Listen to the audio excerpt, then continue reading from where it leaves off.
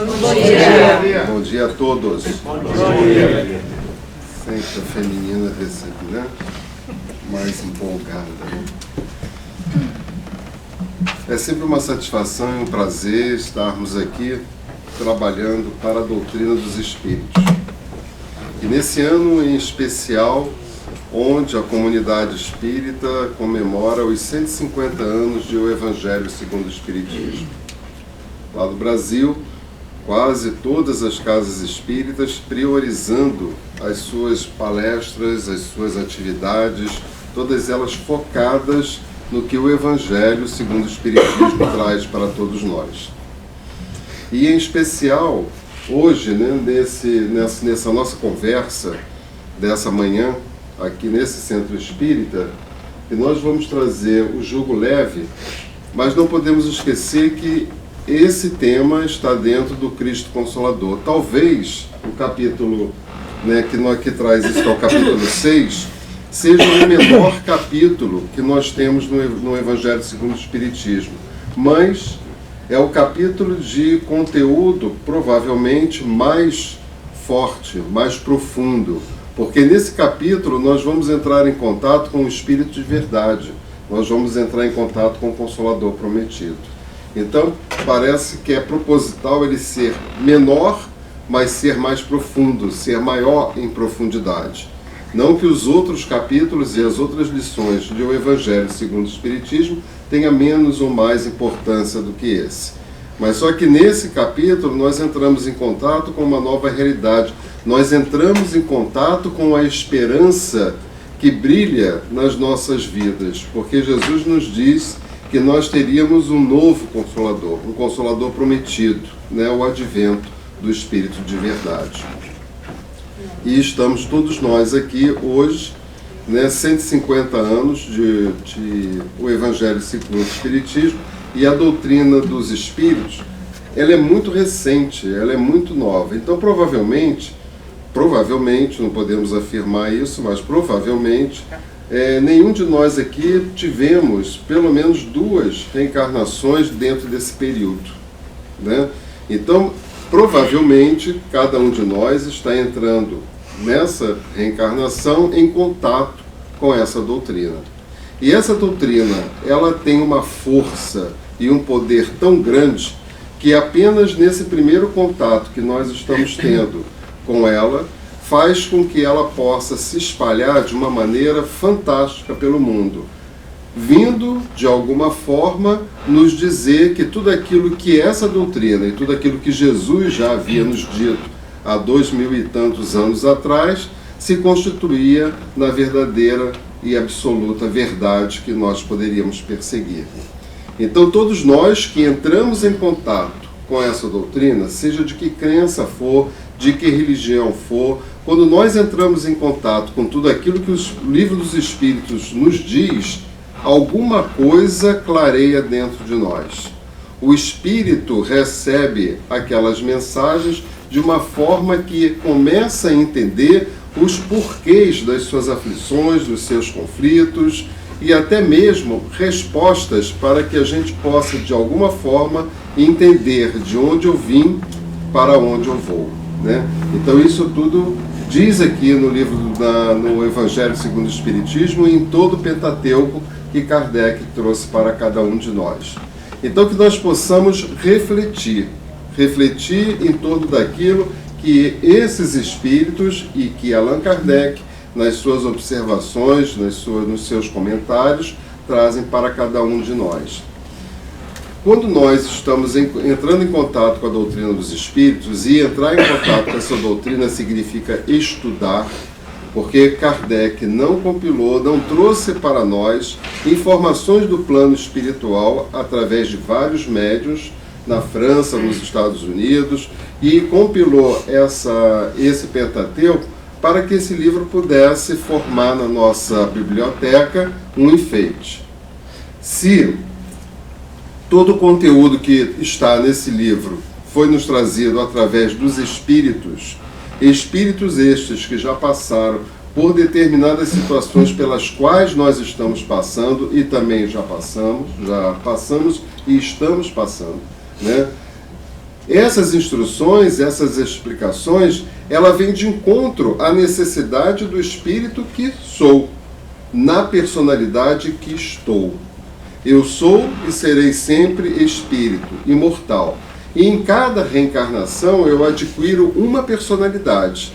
Essa personalidade que nós adquirimos em cada reencarnação é a personalidade que nós necessitamos naquele momento para poder amealhar e adquirir os conhecimentos que vão fortalecer a caminhada desse espírito que sou.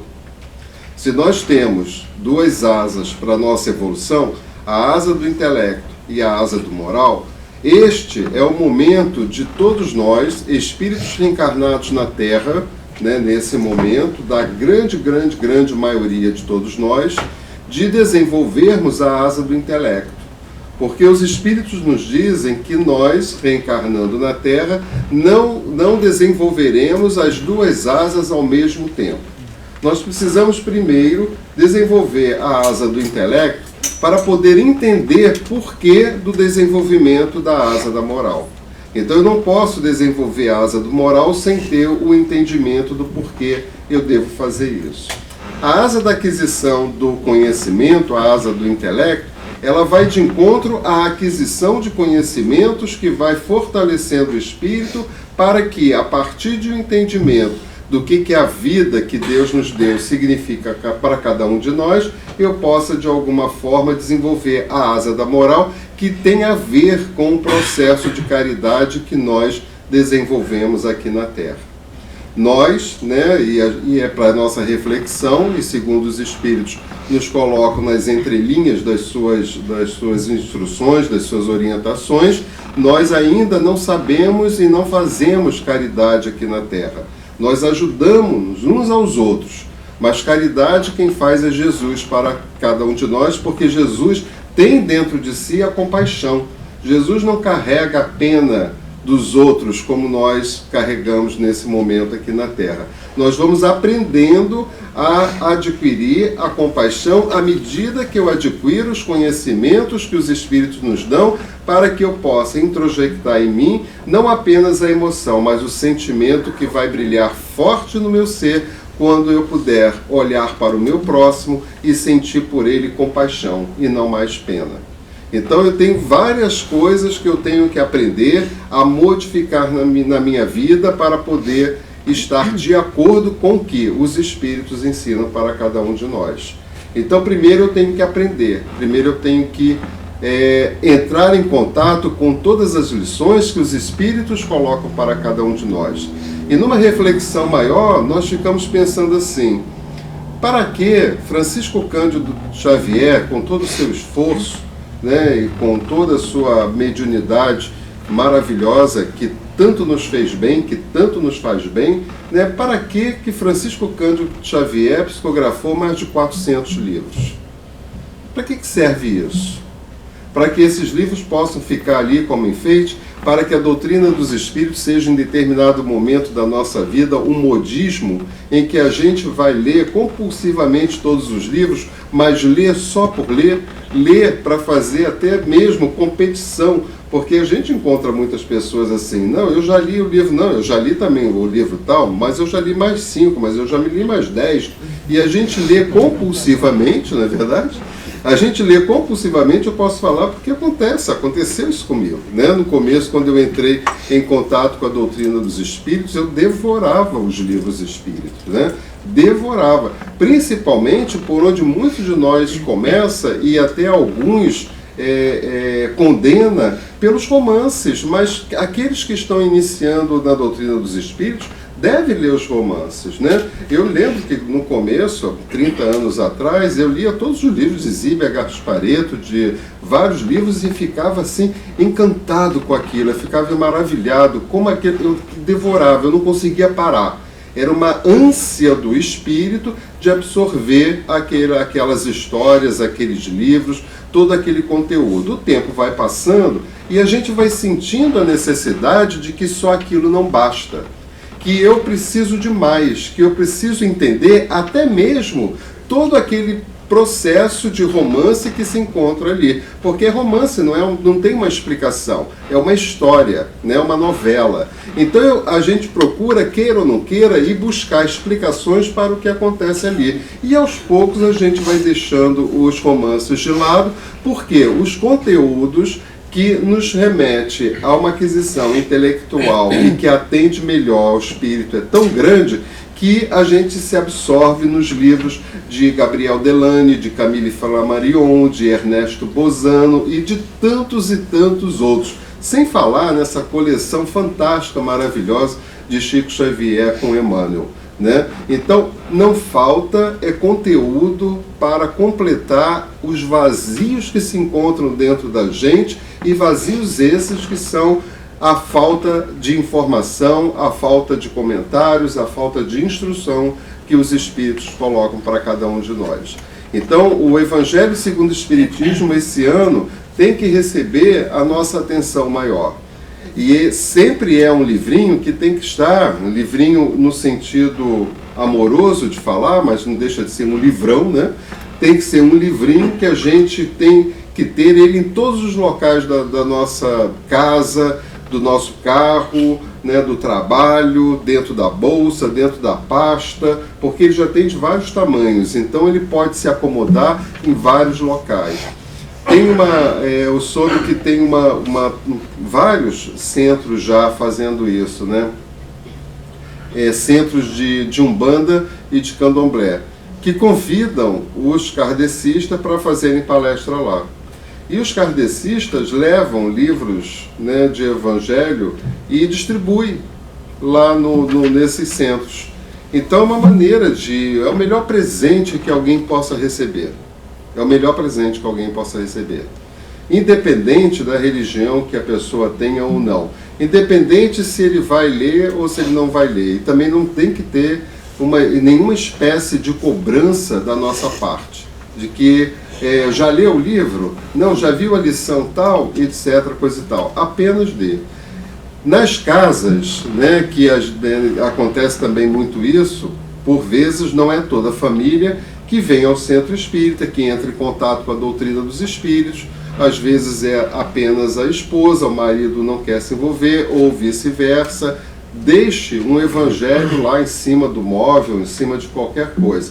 Porque quando, por exemplo, a esposa que vem para o centro espírita para estudar, para trabalhar, e o marido fica em casa, ele só está esperando ela sair para poder ler o Evangelho, né? Ou para poder ler o Livro dos Espíritos e vice-versa. Então a gente tem que se utilizar desses artifícios para que as pessoas possam entrar em contato exatamente como aconteceu com cada um de nós. Exatamente. Eu tenho amigos que tinham o Evangelho, o Livro dos Espíritos nas suas casas há mais de 20 anos e nunca tinha aberto. Porque foi a avó que deu de presente, foi o pai que deu de presente, estava lá. Um dia resolveu abrir. E quando resolveu abrir, o Espírito tem tanta necessidade desse conteúdo que ela começou, ou eles começaram, a entrar em contato mais fortemente com tudo aquilo que os Espíritos trazem para nós.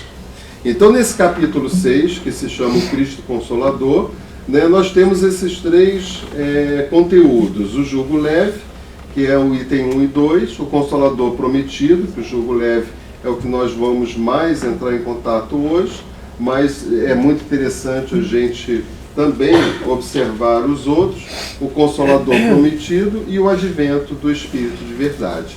Então que a gente... Esse aqui é o controle? É?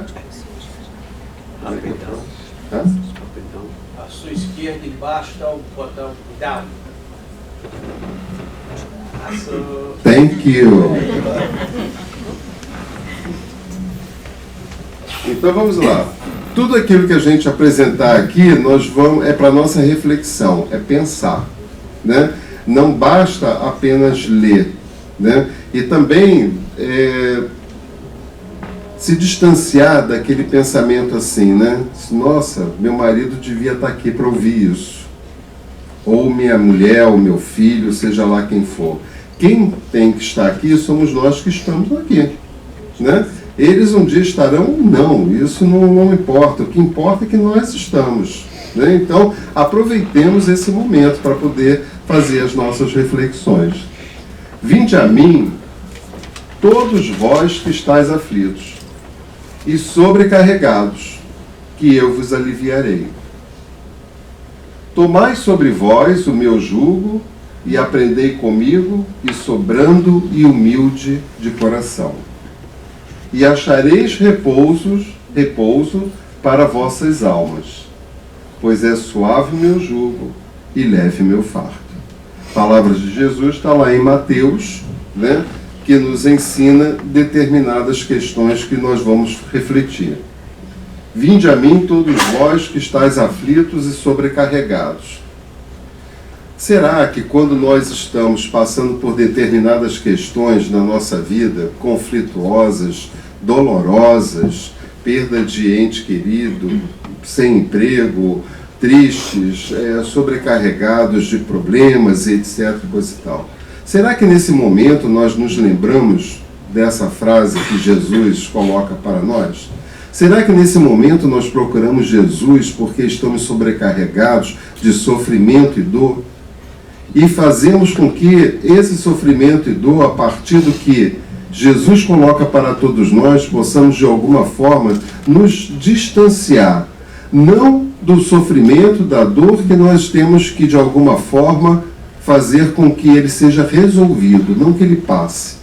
Porque todo sofrimento e toda dor que nós temos em nós, na nossa existência, na nossa passagem pela Terra, tudo isso tem uma explicação, tem um motivo, tem uma maneira de ser. E nós vamos ver daqui a pouco, né, que a existência de Deus e o acreditar na vida futura faz parte desse nosso caminho, né? E eu vou tendo cada vez mais esperanças todas as vezes em que eu, absorvido pelos meus tormentos, pelos meus conflitos e pelos meus sofrimentos, puder pensar em Jesus e levar até Ele, porque é Ele que solicita isso, levar até Ele o meu fardo, né? Para que esse fardo possa ser por Ele aliviado. E todas as vezes que nós caminhamos com Jesus, seja em que momento for da nossa vida, nos momentos bons ou nos momentos não bons, nós temos uma postura em nós que significa uma postura de perseverança, uma postura de esperança, uma postura de fé renovada no nosso ser, para que mesmo com todos os nossos conflitos, mas sabendo que Jesus está conosco, possamos de alguma forma continuar a nossa caminhada. Então, não nos esquecer disso, que todas as vezes que a aflição bater às portas do nosso coração, quando os pensamentos maldosos chegarem à nossa mente e se intrometerem, sem mesmo pedir licença ali naquele momento, que nós possamos, num lapso de segundo, pensar em Jesus e levar até Ele os nossos conflitos, as nossas dores e os nossos sofrimentos. E a partir de então, fazer com que todas essas dores e sofrimentos procurem ser aliviados. Não que Jesus vai resolver os nossos problemas, nós é que temos que resolver. Porque a cada um as suas obras, a cada um a vida que Deus deu. Então Jesus não está presente na nossa vida para resolver as nossas questões. Ele está presente na nossa vida para nos ajudar a resolver as nossas questões. Mas o mérito sempre é de cada um de nós, daqueles que se esforçam por resolver os seus conflitos. Tomai sobre vós o meu jugo e aprendei comigo, que sou brando e humilde de coração. Brando e humilde de coração. E quando nós entramos em contato com essas duas palavras, a qual Jesus se refere a Ele mesmo, nós ficamos pensando assim, fazemos uma análise a partir daquilo que nós carregamos dentro de nós. Como é que anda a brandura em cada um de nós? Como é que anda o nosso coração? Será que nós estamos exercitando essa brandura, esse alívio que nos dá todas as vezes em que esse coração é lavado com a água do prazer de estarmos cada vez mais envolvidos com os ensinamentos do Mestre? Como é que anda o nosso coração? Está brando? Está amargo? Está endurecido? Está magoado? Está ressentido? Nós não podemos imaginar, em momento algum, o coração do Mestre dessa maneira. Mas sabemos que o nosso, de alguma forma, entra por esses caminhos que são verdadeiros labirintos. E às vezes fica difícil a gente sair porque a gente tem atrás de nós, do nosso ser, permeando todo o nosso ser, tendo como base da nossa vivência o orgulho que não nos permite mudarmos de lado ou de opinião. Porque o orgulho, meu orgulho, briga comigo mesmo e faz com que eu possa, de alguma forma, manter o meu coração endurecido, o meu coração ainda magoado, ressentido por determinadas ações, por determinados conflitos que nós tivemos no nosso caminhar. Então que a gente possa fazer essa reflexão, não é deixar de uma hora para outra tirar os seus conflitos, o seu amargor, mas é pensar que a brandura no coração, ela vai aliviando e vai resolvendo as nossas questões, queiramos ou não. Como ela citou aqui, né, com tanta propriedade, a experiência pela qual ela passou lá com o rapaz que precisava de ajuda. Se ela tivesse um coração mais endurecido naquela hora, se ela tivesse carregando ali um problema sério, né, era praticamente, né, certa a resposta que ela daria para o rapaz. Não, eu não vou te ajudar porque eu tenho os meus problemas, vou levar meus filhos, etc, coisa e tal. E geralmente a gente faz isso, a gente esquece muito que é do outro e só fica circulando em volta do umbigo, fortalecendo o ego centrado, né, em torno de si mesmo, dos seus próprios problemas, como se os outros às nossas voltas não tivessem os seus problemas e os seus conflitos. Por mais que nós tenhamos dor e sofrimento, sempre terá alguém do nosso lado com mais dor e sofrimento do que nós. Então que nós possamos aliviar esse coração. E um bom remédio para isso se chama o Evangelho segundo o Espiritismo. Que à medida que a gente vai lendo e refletindo, porque são todas as lições de Jesus contidas nesse livro, né?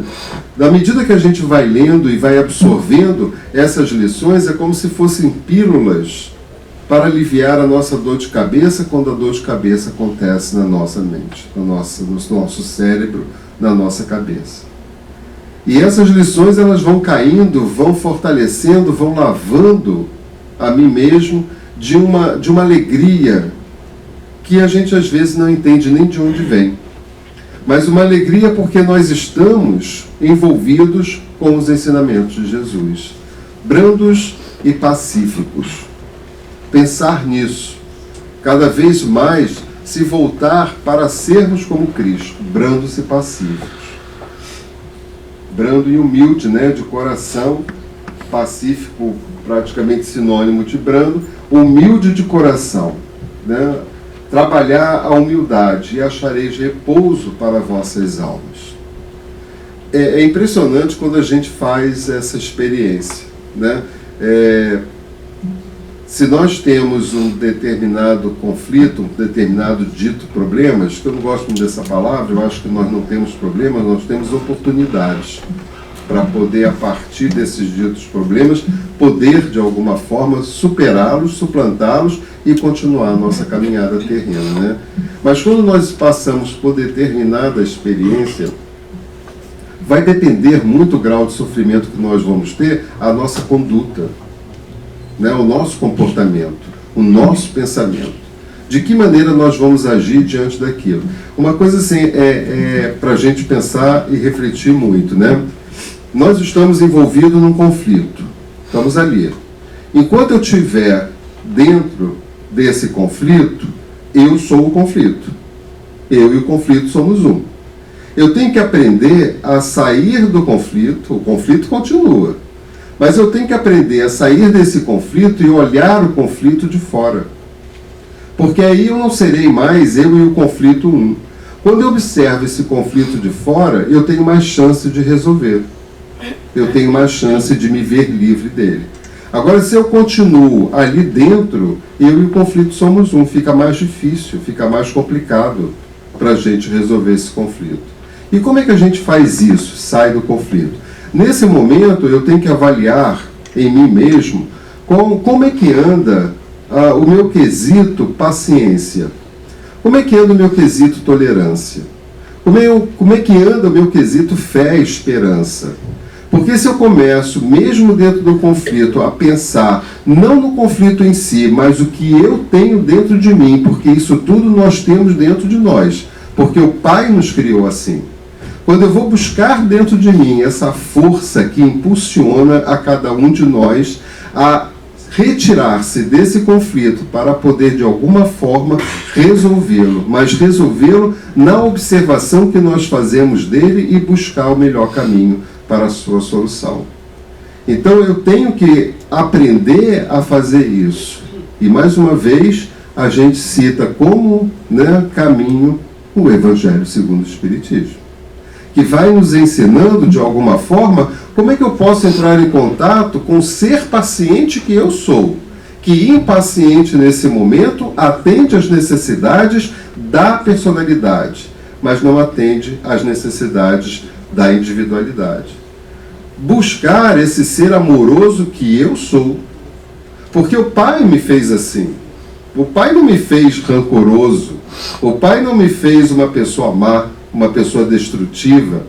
O Pai me fez uma pessoa boa. Eu sou seu filho, eu sou centelha divina, eu sou co-criador do universo com Deus. Se eu sou co-criador do universo com Deus, eu possuo uma força incomensurável dentro de mim. Mas para onde nós estamos direcionando essa nossa força? Para onde nós estamos direcionando esse poder? Se eu começar a direcionar essa força para a resolução das minhas questões de uma maneira que eu perceba em mim, na esperança da vida eterna, porque eu sou espírito imortal, eu vou começar a perceber o quanto de amor, o quanto de Deus, o quanto de ensinamento de Jesus eu já guardo dentro de mim. Se nós hoje estamos aqui num planeta de provas e expiações, no nosso segundo estágio de vida, é porque nós já tivemos N reencarnações. Então nós já caminhamos guardando dentro de si muitos e muitos e muitos e muitos registros. Sejam eles registros não bons ou não bons. Mas nós temos os nossos registros bons. E por vezes nós insistimos em valorizar aquilo que não é bom que carregamos dentro de nós. Porque muitas das vezes, muitos de nós não queremos sair da nossa zona de conforto, não queremos transformar, não queremos mudar. Porque a mudança vai requerer de cada um de nós um processo trabalhoso. Eu vou ter que lidar com coisas novas. É a mesma coisa vocês saírem lá do Brasil e virem para os Estados Unidos.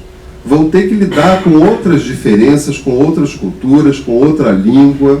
E muitos que gostariam de estar aqui não vêm porque estão lá acomodados na sua zona de conforto. Eu conheço várias pessoas que jamais viriam ou fariam qualquer outro tipo de coisa que modificasse o ritmo de vida que estão levando, seja onde for, porque não querem sair da sua zona de conforto. Então eu preciso entrar em contato com tudo isso para poder perceber esse ser fantástico que nós somos. Porque somos filhos de Deus.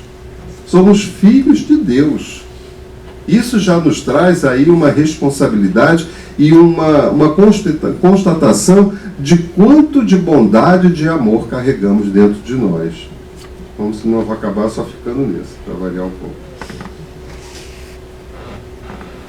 Jesus promete alívio e não cura. Porque nossos males são consequências de nossos maus procedimentos no passado. A cura compete exclusivamente a nós. Porém, através do seu Evangelho, Jesus nos fornece os meios necessários para superar esses sofrimentos. Já comentamos tudo isso aqui. É impossível, quando nós estamos assim, com as nossas dores, os nossos conflitos, sofrimento, nós nos lembramos imediatamente de Deus, E pedimos a Deus com todas as letras, com toda a força, e até fazemos promessas, e até barganhamos com Deus, que se eu me ver livre daquele estado de aflição pelo qual eu passo, eu vou ser assim, eu vou fazer aquilo, eu prometo que faço isso, eu prometo que faço aquilo. Eu quero mais é me ver livre daquilo que está me trazendo desconforto. Mas Deus não vai nos trazer essa cura e nem mesmo Jesus. Porque a resolução desse problema, desse conflito, dessa dor, depende de cada um de nós, depende daquilo que nós vamos processar, porque o mérito é meu. Seria muito fácil, né? Acontece alguma coisa comigo, Deus, olha só, né? Eu vou rezar 10 Pai Nosso, 20 Ave Marias, e aí eu me livro desse conflito, desse problema. Poderíamos errar quantas vezes nós quiséssemos errar, porque é tão fácil nos vermos livres da dor e do sofrimento, né? Porque vamos deixar por conta de Jesus, vamos deixar por conta de Deus nos curar dos nossos males. Quem faz isso somos nós, porque Deus nos permitiu e nos deu algo de sensacional e que nós temos até hoje, que não sabemos ainda como utilizá-lo na sua completude, que é o livre-arbítrio.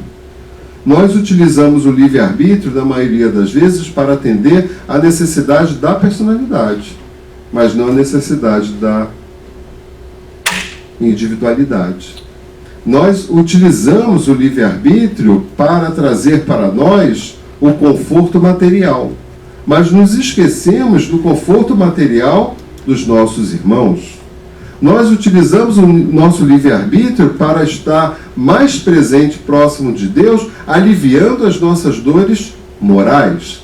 Mas nos esquecemos que os nossos irmãos que estão do nosso lado necessitam também do nosso amparo, do nosso apoio, do nosso olhar, do nosso afeto, do nosso abraço, para que de alguma forma se sintam fortalecidos a partir de uma energia que nós vamos aurindo para cada um de nós e trazendo bem-estar para o outro. Porque quanto mais eu fizer o bem para o outro, mais bem eu estou fazendo para mim. Porque essa é a necessidade do Espírito. Esse é o caminho do Espírito. Tanto é que nós temos tantos espíritos, né? Emmanuel, André Luiz, tantos, o Joana de Ângeles, que vai fazendo bem, não um bem para eles propriamente dito, mas um bem que é deles, para eles, mas sem se esquecer que esse bem é para todos. A partir e através dos seus ensinamentos, das suas lições, das suas reflexões. Então, quanto mais eu vou fazendo o bem para o próximo, seja de que maneira for, num simples pensamento, numa oração, num gesto, eu vou aumentando em mim essa capacidade de bondade que vai permitir que eu me autocure. E não que eu tenha que esperar que Deus ou Jesus processe a cura em mim. Deus nos deu a vida para ser vivida. Agora o resto é conosco. Podemos dizer que Deus fez a cadeira? Não, Deus deu aptidão para o homem fazer a cadeira. Condições internas, no seu íntimo, na sua psique, para poder elaborar os planos e fazer a cadeira. O desenvolvimento da inteligência para poder processar as plantas, os materiais, que pudesse desenvolver e fazer aquilo que o homem quisesse fazer. Não foi Deus que veio aqui e confeccionou a cadeira. Fomos nós. E do que nós somos capazes para fazer? Porque contamos dentro de nós com o que Deus já colocou em nós, contamos em nós com uma inteligência que, quando nós viemos à Terra, era instinto que nós tínhamos e continuamos tendo, um instinto mais elevado e a inteligência apagada.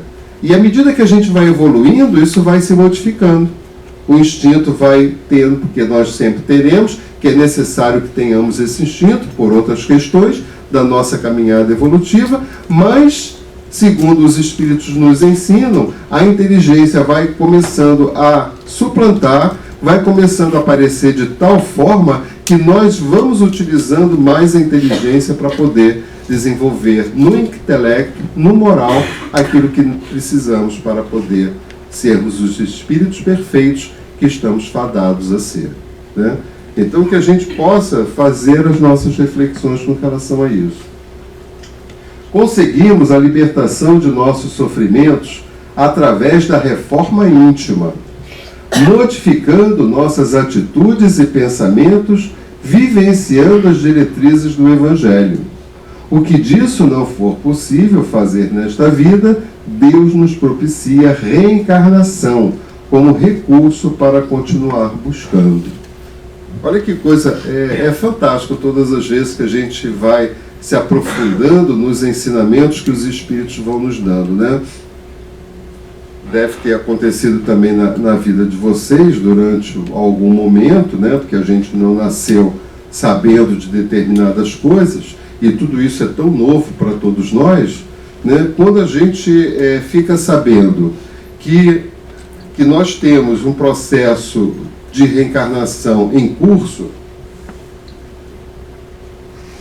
que eu posso ter outras oportunidades de vida na Terra para ressarcir-me dos meus erros, dos meus defeitos, das minhas tentações, dos meus vícios, não é que a gente esteja totalmente agradecido a Deus por conta disso.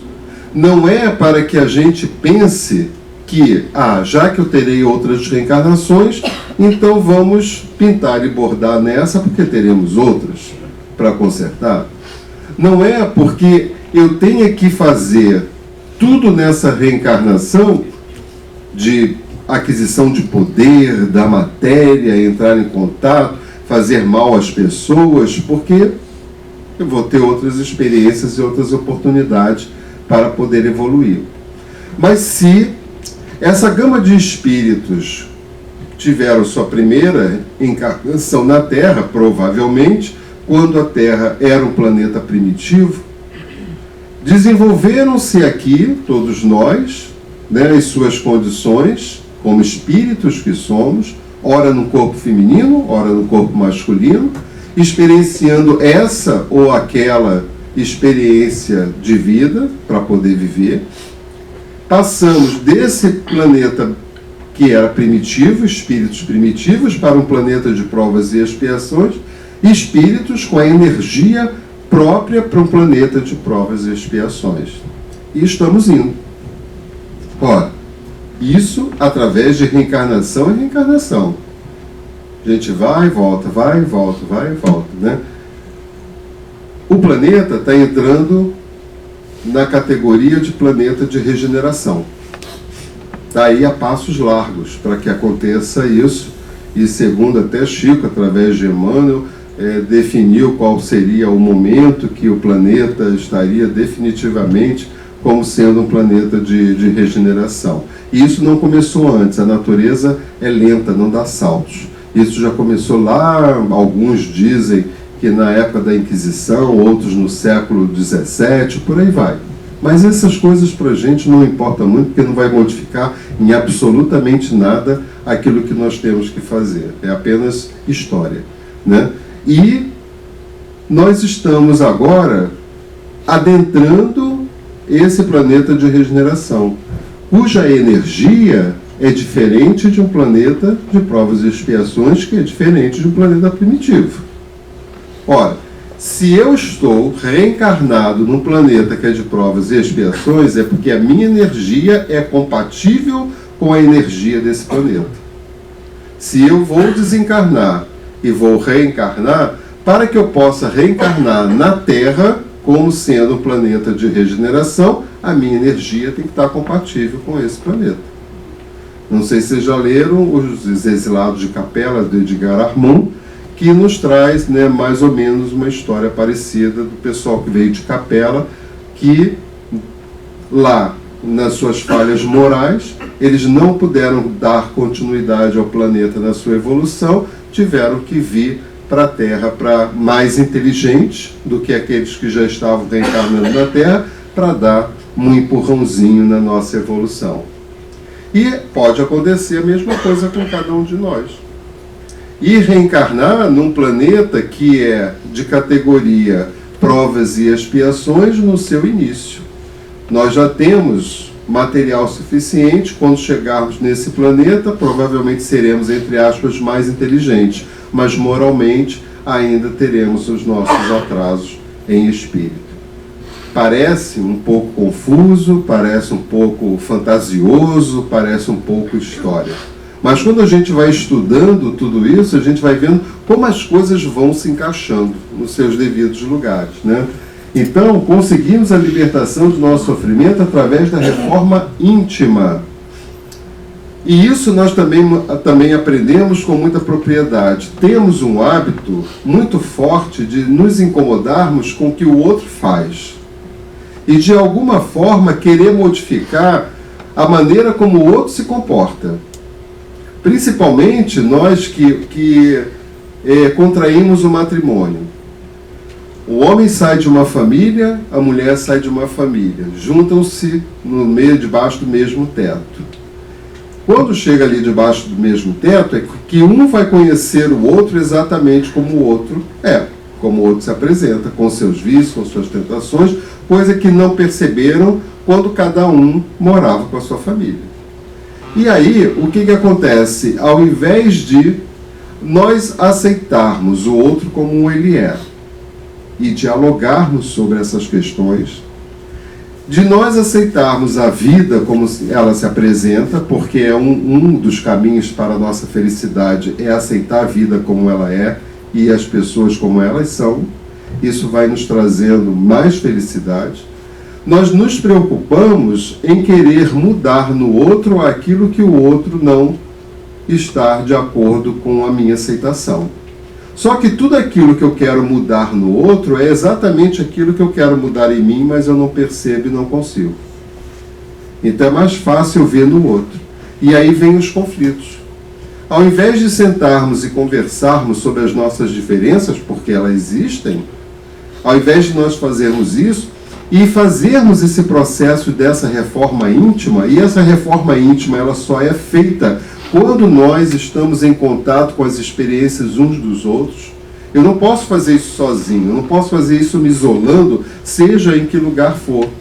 Eu só posso fazer isso se eu estiver diante de experiências, diante de outras pessoas que me tragam material suficiente para que eu possa analisar, para que eu possa refletir. E não querer mudar o temperamento, o comportamento de quem quer que seja, porque isso cabe a cada um fazer. Então, de acordo com uma conversa de um casal, de um pai e filho, de seja lá de quem for, por isso que a família é tão importante, né? Segundo os espíritos, se não tivesse família, se acabasse a família, recrudesceríamos a um estado de egoísmo muito puro, porque cada um pensaria apenas em si. É o momento de nós estarmos exercitando a humildade, é o momento de nós estarmos exercitando paciência, é o momento de nós entrarmos em contato com o ser egoístico, ainda que sou. E poder, de alguma forma, me libertar disso, porque isso dói, isso machuca. Às vezes a gente não percebe o quanto, mas isso dói e isso machuca. Então que a gente possa entrar em contato com o outro e fazer os acordos, conversar, né, trocar ideias, pedir ajuda. Né? Eu gostaria de ser diferente, mas eu não consigo, então eu gostaria que você me ajudasse com relação a isso. Né? Isso é reforma íntima, em que às vezes a gente se apodera de nós mesmos, o orgulho se apodera de nós mesmos, e a gente não admite que está certo, que está errado, o outro é que está sempre errado, eu nunca estou errado, tem que ser do jeito que eu quero, não do jeito que você quer, e por aí vai. Essas questões do nosso dia a dia, que queira ou não queira, nos traz um desconforto mais tarde muito grande, porque a gente vai ter que mudar, queira ou não vai ter que mudar, não tem como, né? O que disso não for possível nesta vida, Deus nos propicia a reencarnação como recurso para continuar buscando. Achareis o repouso para as vossas almas.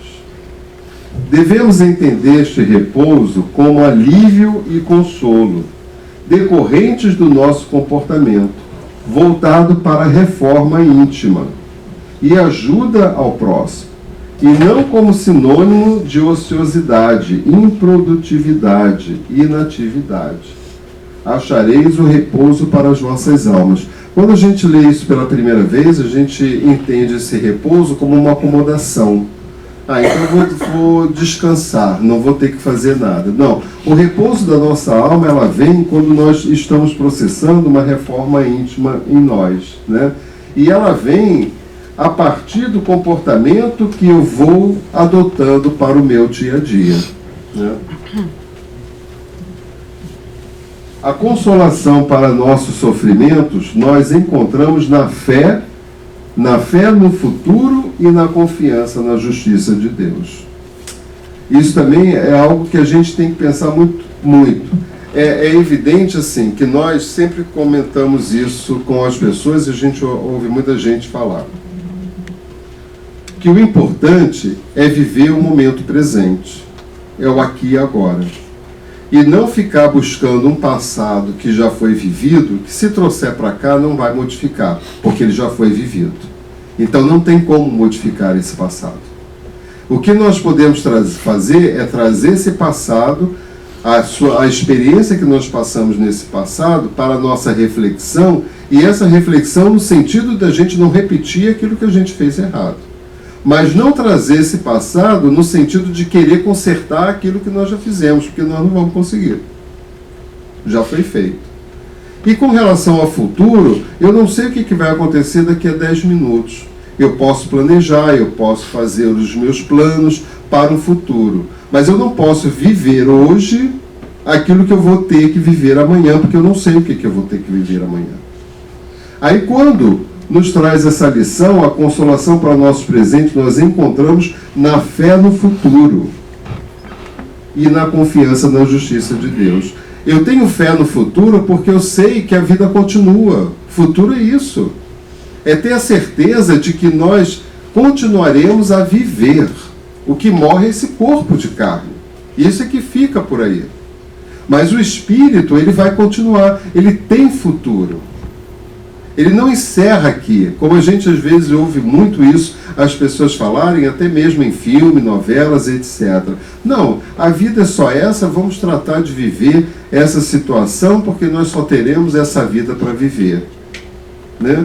Lê do engano, porque se nós só tivéssemos uma vida para viver, Deus seria injusto. Então como é que Deus permite que uma pessoa seja tetraplégica numa vivência só, e não tenha mais oportunidade, e o outro seja lindo, maravilhoso, ande, fale, desenvolva, trabalhe, etc, coisa e tal? Que Deus seria esse? Né? E aí a gente passa para estudar e para perceber que a lei de causa e efeito está toda ela contida nas nossas vidas. E que tudo tem um motivo de ser, tudo tem uma razão de explicação. O acaso não existe, não existem coincidências. Então nós vamos cada vez mais tendo fé no futuro, mas nesse sentido de que eu sempre estarei vivo, em vários corpos que morrerão, que perecerão, que ficarão por aí. Mas eu, espírito, individualidade, estarei sempre vivo, porque essa é a vontade de Deus. É da lei, não tem como mudar. E justiça de Deus, que é como nós falamos. Como é que nós vamos aceitar esse Deus que para uns fazem benefício e para outros miséria moral, miséria de fome, miséria de qualquer tipo de coisa, de sofrimento, etc. Como acreditar nessa justiça de Deus? Enquanto nós não nos conscientizarmos de que esse futuro para nós representa espírito sempre vivo, sempre atuante, e que essa justiça de Deus está sempre a comandar os nossos passos, nós vamos pensando, ou achando, ou agindo, né, de forma que os nossos pensamentos sejam voltados apenas para uma reencarnação. Meu jugo é suave e leve meu fardo. O jugo de Jesus é a observação do seu evangelho, que aqui estudamos fraternalmente, o seu fardo é leve, pois consiste em praticar o amor e a caridade, né? Isso está lá no jugo suave e leve, né? Observação do Evangelho. É o que nós estamos aqui comentando desde o primeiro momento, né? Aproveitando que esse Evangelho faz 150 anos, a observação dele se faz cada vez mais urgente na nossa vida. Não há mais tempo para a gente ficar protelando aquilo que a gente tem que fazer hoje, aqui e agora. E a observação desse Evangelho vai fazendo com que o jugo se torne cada vez mais suave, porque todas as explicações para as minhas questões, elas estão aqui nos ensinamentos de Jesus. Houve uma época que Jesus apareceu na Terra e que trouxe os ensinamentos para todos nós através de parábolas.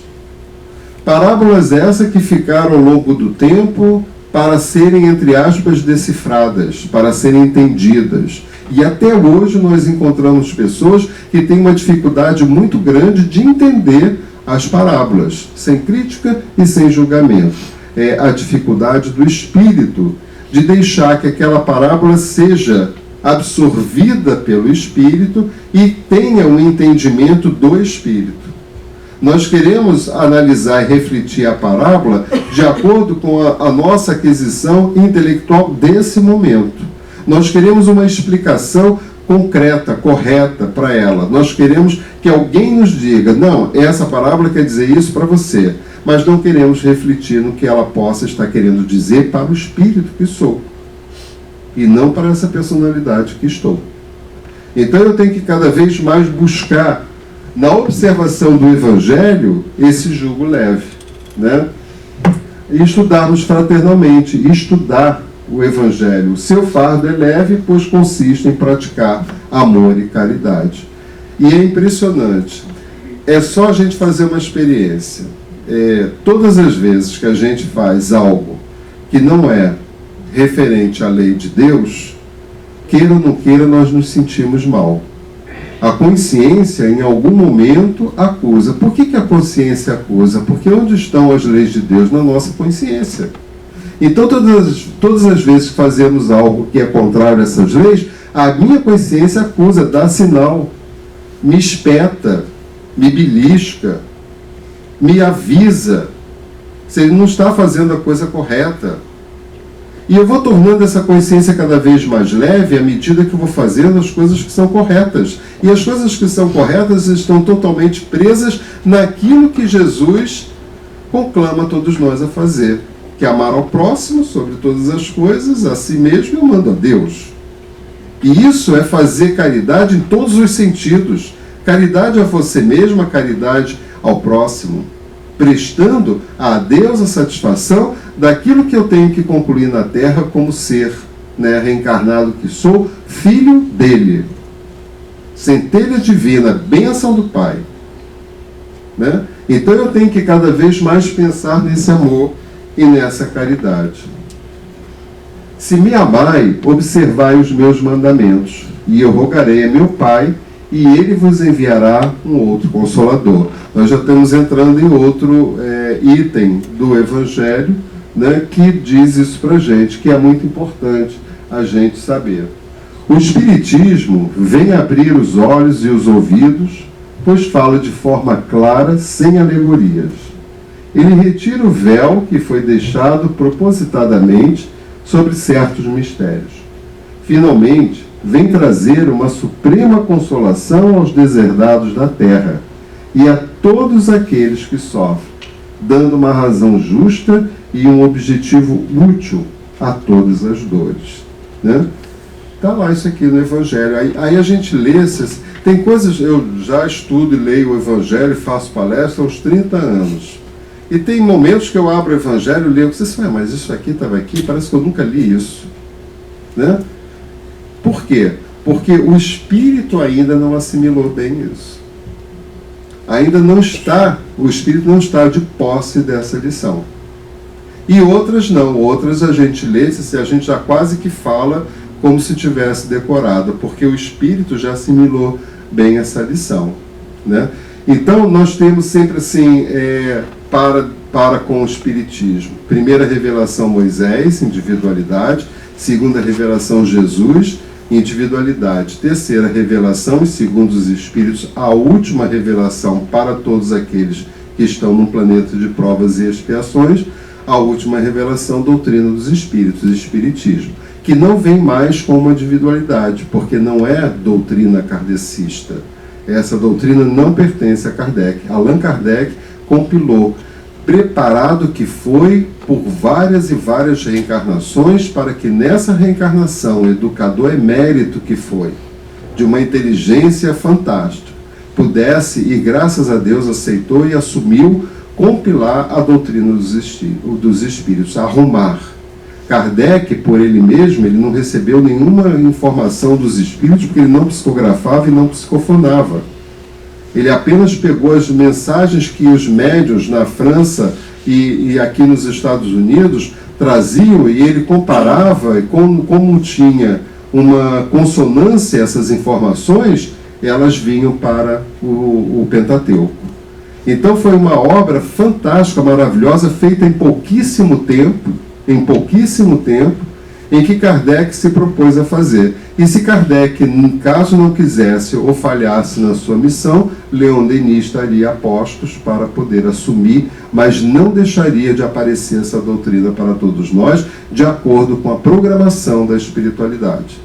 Então, queira ou não queira, esse era o momento de surgir essa doutrina, terceira revelação, que nos traria as condições necessárias para que a gente pudesse, de uma vez por todas, porque nós estamos passando para outra categoria de planeta, de uma vez por todas, entrarmos em contato conosco mesmo para poder, de alguma forma, continuar o nosso crescimento espiritual. E aí vem, né, são coisas que a gente vai observando e que é bom a gente comentar. Vem Chico Xavier, médium fantástico, né, que veio para desenvolver a sua asa da moral, porque ele não precisa mais da asa intelectual ser desenvolvida, tanto é que ele fez o que fez e não tinha o conhecimento aqui agora para desenvolver a obra que desenvolveu, e a gente sabe que nós, os médiuns, precisamos ter conhecimento para que os espíritos que têm conhecimento possam nos utilizar como instrumento para trazer as suas obras. Chico Xavier trouxe todo esse manancial, né? A maior figura, né? O seu mentor, Emmanuel, trouxe todos os ensinamentos de Jesus mais uma vez. Mais uma vez. É como se dissesse assim, gente, olha aqui, tudo de novo, para que a gente possa ou relembrar, ou rememorar, ou fazer com que a leitura disso a primeira vez acabe por despertar em você um sentimento de confiança naquilo que nós estamos propondo como roteiro de vida para vocês. Passa-se um pouco mais de tempo, porque a coisa a evolução está sendo acelerada de alguma forma, passa um pouco tempo e vem Divaldo Pereira Franco com sua mentora Joana de Ângeles. O que Joana de Ângeles faz? A preocupação de Joana de Ângeles era trazer de novo aquilo que Jesus trouxe, aquilo que Emmanuel trouxe? Não. Joana vem com uma proposta tipo assim, olha só, Jesus já veio, já trouxe ensinamentos através dos evangelistas, através dos apóstolos. Chico já veio, já psicografou Emmanuel, que trouxe todas as informações de Jesus mais uma vez. Agora, resta saber o quanto de Jesus tem em você. E toda a obra de Joana de Ângeles é voltada para o autoconhecimento, o auto isso, o auto aquilo outro. Ou seja, nós não vamos mais nos reportar, não vamos mais mandar nenhum consolador prometido, nenhum ser para que possa promover a evolução de cada um daqueles que estão na Terra. Você já tem registro suficiente para que no autoconhecimento, numa autobusca, vocês possam encontrar os ensinamentos que já estão com vocês, já estão conosco. São registros que nós possuímos. Nós precisamos agora aprender a fazer com que esses ensinamentos venham à prática. Esse é o nosso momento de agora. Não ficar esperando outro Messias. Deixe que o Messias dentro de você apareça. seja você o seu próprio Messias. Porque nós já temos condições para isso. O Espiritismo proporciona o que Jesus disse sobre o Consolador prometido. Conhecimento dos fatos que faz com que o homem saiba de onde vem, para onde vai e por que está na terra. Retorno aos verdadeiros princípios da lei de Deus e consolação pela fé e pela esperança. Doutrina dos Espíritos. Espíritas, amai-vos. Eis o primeiro ensinamento. Instruí-vos. Eis o segundo. Né? Amai-vos, instruí-vos. Ou seja, intelecto e moral. Né? As duas asas que vão promover a nossa evolução. Acho que acabou, não? Não. Em verdade vos digo, aqueles que carregam seus fardos e que assistem aos seus irmãos são meus bens amados. Aprendei com a preciosa doutrina que acaba com o erro das revoltas e que vos demonstra o objetivo sublime das provas humanas. Eu vou ler o que resta, até porque o nosso tempo já está se esgotando. Que ouçam os que têm ouvidos de ouvir. Tá? Muita paz para todos nós e que possamos fazer desse momento ímpar nas nossas vidas. Lá na nossa casa nós também temos uma reunião domingo às 10h30 da manhã, né? E como aqui também tem. Só que lá a nossa reunião domingo de manhã é para as comunidades carentes e para os assistidos de rua. Então a gente recebe lá uns 30 ditos mendigos, alcoólatras, etc, etc, que a gente faz um trabalho com eles, que é um trabalho maravilhoso, porque eles nos ensinam o tempo inteiro. Não pode chegar alcoolizado, se chegar alcoolizado não entra, tomam um café da manhã, tomam um banho, fazem barba, mudam de roupa, a roupa que eles estão fica, tem máquina de lavar, é lavada e fica para a próxima semana. Vão para o Evangelho ou fazer estudo de dinâmica, de autoconhecimento, ou uma pessoa vem de várias áreas da psicologia, da medicina, vão lá para conversar com eles e depois almoçam e depois vão embora. O trabalho começa às 8 da manhã, acaba às 2 da tarde, onde a gente faz um atendimento. E é impressionante a mudança das pessoas, tanto deles que chegam lá, quanto daqueles que trabalham com eles. É impressionante. A grande maioria já chega, já pega a vassoura, já vai varrer todo o terreno, toda a calçada, o outro já se propõe a fazer isso, o outro toma conta do outro e por aí vai. E é isso que a gente vai fazendo. A equipe que faz esse tipo de trabalho, elas nunca se colocam como se elas se colocam como sendo um deles. Então senta, conversa, bate papo, fala da vida, conta a história, não conta a história. Então a gente vai fazendo um trabalho como se todos nós estivéssemos envolvidos na mesma problemática, e estamos envolvidos na mesma problemática. Então é um trabalho que dá um fruto muito grande, porque a gente vai percebendo, alguns conseguem trabalho, nós conseguimos trabalho, outros a gente ajuda a tirar os documentos e por aí vai. Entendeu? A gente vai espalhando, a gente vai fazendo, porque eu não posso ser totalmente feliz enquanto tiver um irmão desse na minha frente. É impossível. É impossível. Então eu vou despertando dentro de mim, como aqueles nossos irmãos que trabalham nesse trabalho, também despertam dentro de si tudo aquilo que Jesus chama a gente para fazer, que é o nosso trabalho no bem. Tá? Então, muito obrigado pela oportunidade e que a gente possa, né, de alguma forma, seguir fazendo com que o Evangelho traga para todos nós o alívio necessário às nossas vidas.